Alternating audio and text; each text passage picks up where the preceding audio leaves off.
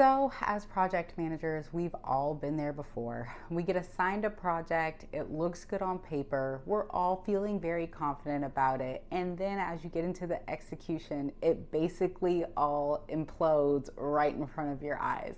Well, many project managers don't know that there's a tool out there that you can use to help you and your sponsor and your stakeholders save yourself the time, effort, and heartbreak.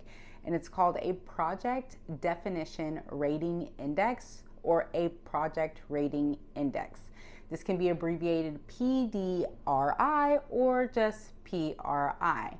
And the beauty of this tool is that you're going to use it early on to save you from a lot of misery of your project falling apart because it wasn't quite structured appropriately in the beginning, or the scope wasn't feasible, or there were too many constraints or too many risks that weren't really clear in the beginning.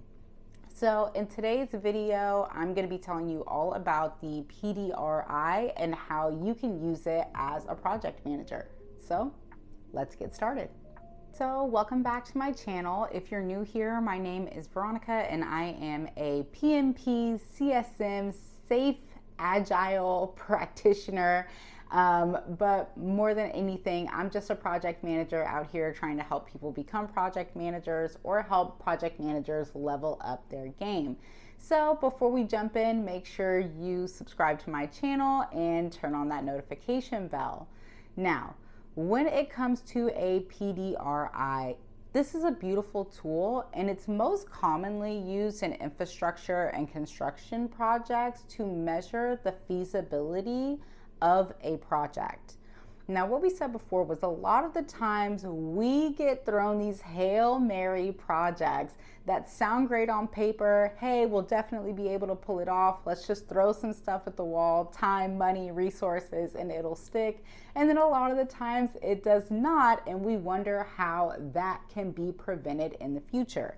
This is the whole purpose of a project definition rating index, because it's going to help you kind of flesh out some details and score everything so that you can determine whether or not this project has any likelihood of success or if the risk will outweigh the rewards.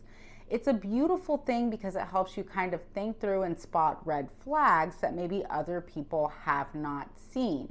So let's kind of dive into the critical factors that it covers and see how you can use it and leverage it in your next project.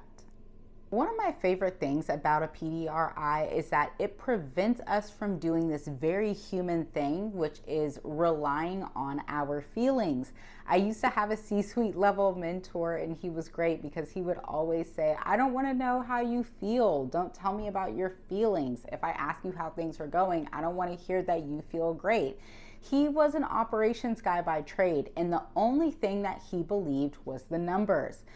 And that's the beauty of the PDRI, is because a lot of our C-suite level executives are that way. And really, we should adopt that as project managers as well. We shouldn't be doing things just because we feel good about them, right? What do the numbers say? The PDRI is going to give you an actual numerical score, and there are ranges that will indicate whether or not a project is safe to follow through with.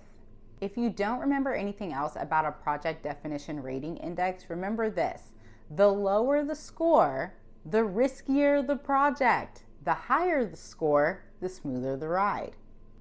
Or at least that's what they want us to think. The ride might not be smoother, but you do have a higher likelihood of success. So the way in which you use this PDRI is that you are going to assign a score to each one of these categories, and that score is going to fall between a 1 and a 5. That's the typical scale that you'll see. Now, a 5 indicates that we're really clear on this aspect of the project. A 1 indicates that we're really murky or unclear on this aspect of the project. And then you're going to add those up and look at the score and kind of determine what range it follows in to see just how risky this project is or just how feasible it is. So let's start with scope clarity. This one is so important, and if you're already a project manager, then you know that if you're going into a project with the scope that isn't clear, you're kind of screwed from the very beginning. You have to have a clear scope of work and understand what it is that you're doing there. What is the purpose of this project? What is the deliverable? What are we trying to achieve? And how do we know when we've been successful? If you don't have a clear scope, I can tell you right now, it's not looking good. The second component that you're going to want to score is stakeholder alignment. Now, when it comes to your stakeholders, again, these are going to be anybody who is impacted by the work that you have done or are doing with this project, or perceives themselves to be impacted by the work that you will be doing with this project. You need your stakeholders to be aligned. Everybody needs to kind of have a clear understanding of what the purpose of the project is, the risk that you're going to be taking on, possible issues that you may be facing, and honestly understand what the desired outcome is, right? A lot of the times we have stakeholders that want different things, but we need to be clear on what the requirements are, what the definition of done is, and really what the success criteria are. So if you don't have clear stakeholder alignment, you're going to score it pretty low, and that of course is going to impact your PDRI. The next category that you're going to score is going to be your resource commitment. A project is nothing without a project team. You need people to actually go in and be able to execute the work and get through the tasks, complete them on a day-to-day basis. If you have really clear resource commitment where you know you've got the people that you need, they're going to be there, available, ready to work, then you can score this category pretty high. But if your resource commitment is a little bit finicky, then you may be in trouble because you can't complete a project without the project team. The next category that you're going to want to score is the technical complexity. How technically complex is the work that we're trying to execute here?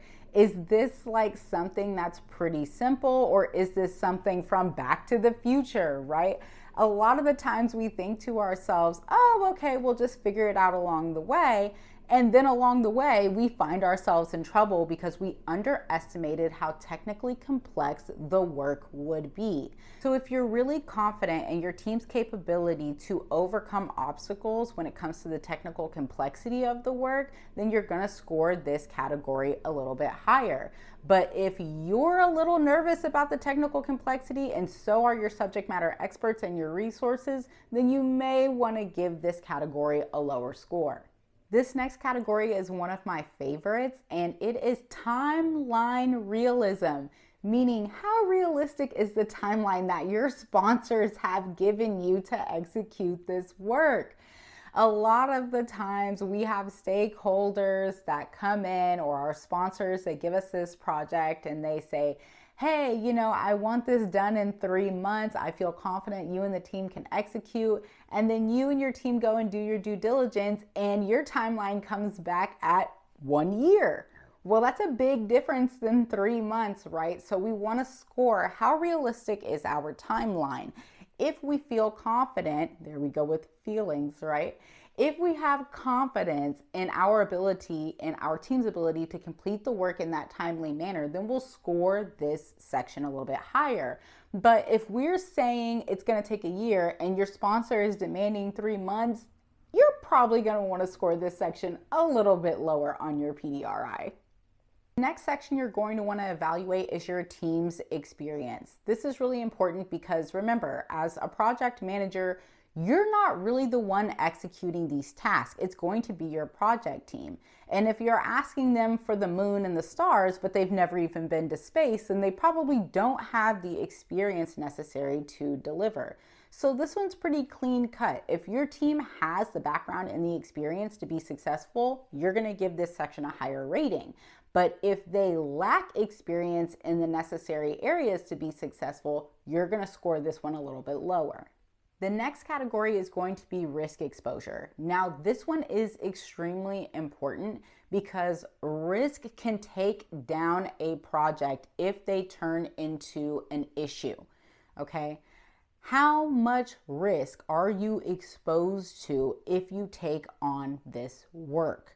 That is a question that you need to think through very carefully. And as a project manager, it's not something that you're doing and evaluating on your own. You really need to rely on the subject matter expertise of your project team and your resources, because the likelihood that you're going to be able to identify every risk that you're exposed to as a PM is going to be low, right? So lean on your subject matter experts in this area. The risk needs to be worth the reward in the end, or the project probably isn't worth taking on.